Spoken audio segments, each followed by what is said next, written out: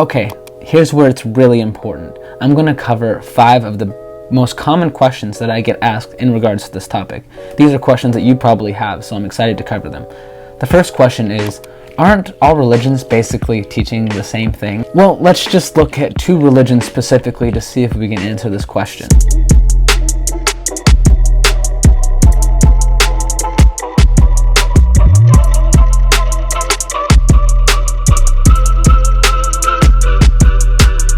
See, because they claim contradictory things, they're not teaching the same thing, so they can't both be true. Another question that people typically ask, don't all roads lead to God?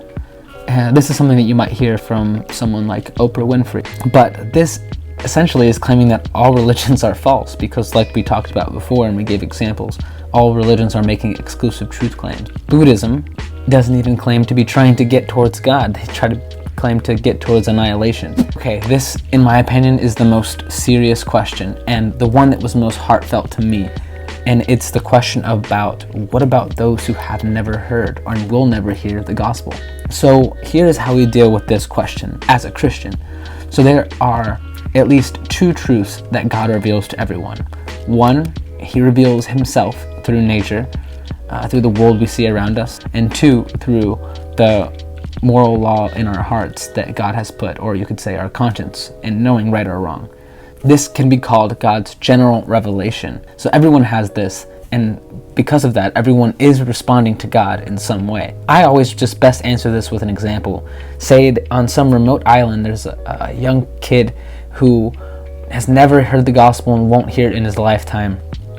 And he wakes up each day and he goes and works and sees the intricacies of nature, sees different snakes and their patterns and plants and their patterns, sees the ocean, sees the sunset, and it says, man, there must be something out there. There must be something bigger. He sees how different interactions happen in his tribe, and he feels certain ways towards certain things. He doesn't like when his mother's beat or mistreated in this example. And one day this boy gets down on his knees and says in his own language, in his own way, I don't know what you are, God, but I know that there must be something out there, and I want to honor you, and I want to do what is right. I know what is right, I see what is wrong, and I want to do what is right. That person is responding to God's general revelation. And from the Christian's perspective, this person still is being saved by the grace of Jesus Christ. It's kind of like, if you think about the example, like let's say you found out one day that you just had some rich uncle and you were in their will. This person and the people that are responding to God's revelation that will never hear about Jesus are receiving his grace as a beneficiary, even if they didn't know it. And it's kind of like the same way people were saved in the Old Testament. They were saved by faith. If you look in the scripture here, it alludes to it. Anyone saved is saved by the atoning sacrifice of Jesus Christ.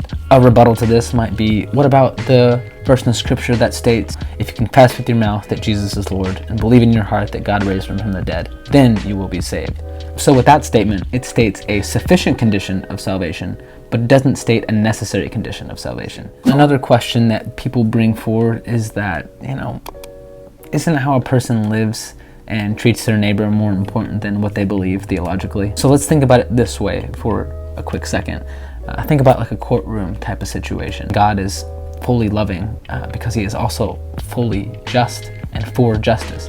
And because he's perfectly just, and because that we fall short of that state of perfection, we have incurred guilt in the courtroom. And it's in this context where you can say like, hey, I'm still a good person. I know that, okay, you are, sure.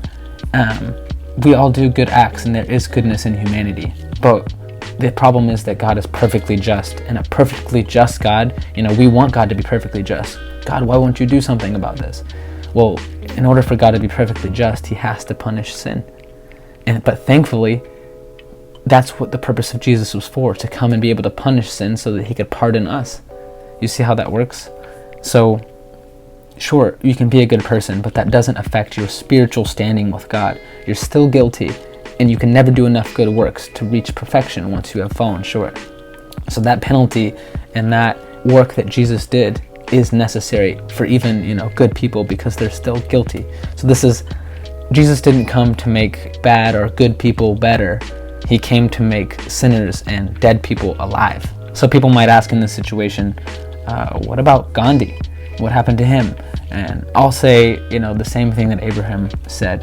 Will the judge of the whole world not do what is right? And I trust God's character, and I know God's character to do what is right and what is just.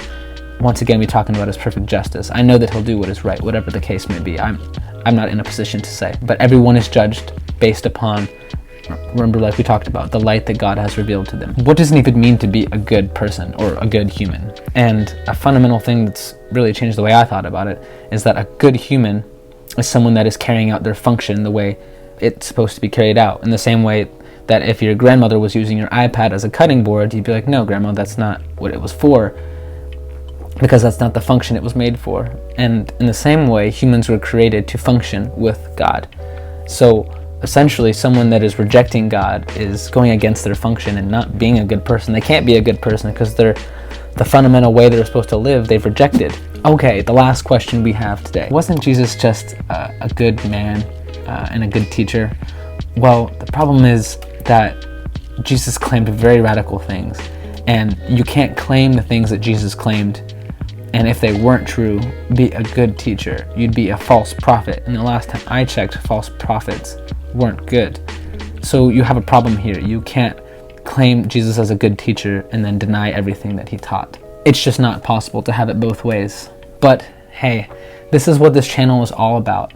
It's about hearing honest and heartfelt questions and giving honest and heartfelt answers. So if this is the kind of content you find valuable, these are the kind of videos you like to watch, please, go ahead and subscribe. That way you can come on board and go along these questions with us.